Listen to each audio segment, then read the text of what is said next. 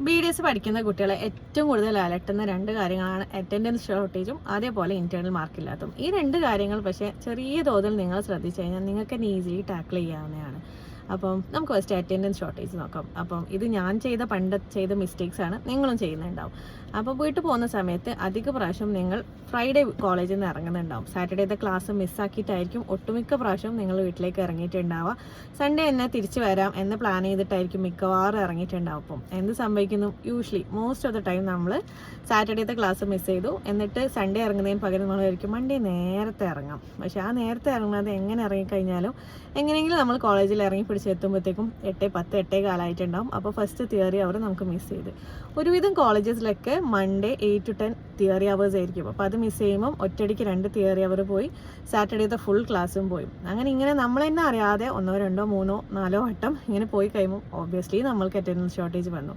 പിന്നീട് നമുക്ക് അവോയ്ഡ് ചെയ്യാൻ പറ്റാത്ത ഒരുപാട് സർക്കംസ്റ്റൻസസ് അല്ലാതെ വരുന്നുണ്ടാവും. അസുഖങ്ങൾ കാരണം അല്ലെങ്കിൽ അല്ലാത്ത വേറെ എന്തെങ്കിലുമൊക്കെ പ്രയാസങ്ങൾ കാരണം നമ്മൾ ലീവ് എടുക്കാൻ നിവൃത്തിയില്ലാത്ത കാര്യങ്ങളും ഉണ്ടാവും. അപ്പം അങ്ങനെ നമ്മൾ ആവശ്യമില്ലാതെ ഇങ്ങനെ കുറേ ലീവുകൾ എടുത്തു കഴിഞ്ഞാൽ ലാസ്റ്റിൽ ഒന്നും ചെയ്യാൻ പറ്റാത്ത അവസ്ഥയായി പോകും.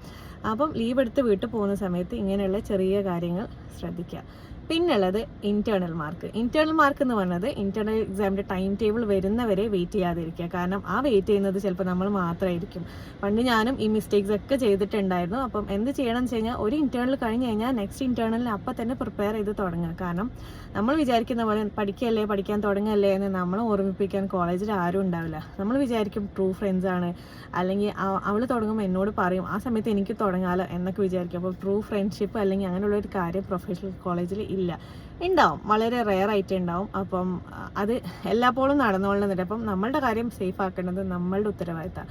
മറ്റൊരാളെ വെയിറ്റ് ചെയ്യുക, അല്ലെങ്കിൽ അവൾ തുടങ്ങുമ്പോൾ തുടങ്ങാം അല്ലെങ്കിൽ നാളെ തുടങ്ങാം എന്ന് വിചാരിച്ച് മാറ്റി നിർത്താതിരിക്കുക. പെട്ടെന്ന് തന്നെ നമ്മളുടെ കാര്യം നോക്കി സേഫ് ആക്കേണ്ടത് നമ്മളുടെ മാത്രം ഉത്തരവാദിത്തമാണ്. പിന്നെ പറയുകയാണെങ്കിൽ ഒരുപാട് ഡീവിയേഷൻസ് ഉണ്ടാവും, നമുക്ക് ഒരുപാട് പ്രശ്നങ്ങളുണ്ടാവും. അപ്പം നിങ്ങളുടെ മെയിൻ എയിം എന്ന് പറഞ്ഞാൽ ഈ ഒരു 4 കൊല്ലം കൊണ്ട് മാക്സിമം സ്കിൽ അക്വയർ ചെയ്യുക, മാക്സിമം കാര്യങ്ങൾ സ്കോർ ചെയ്യുക, നന്നായിട്ട് പഠിക്കുക, അവനവൻ്റെ കാര്യം സേഫ് ആക്കുക. അതിന് വേണ്ടിയിട്ടാണ് നിങ്ങൾ പോയത്. അപ്പം വീട്ടിൽ ഒരുപാട് ഫംഗ്ഷൻസ് ഉണ്ടാവും, കോളേജിൽ ഒരുപാട് സെലിബ്രേഷൻസ് ഉണ്ടാവും.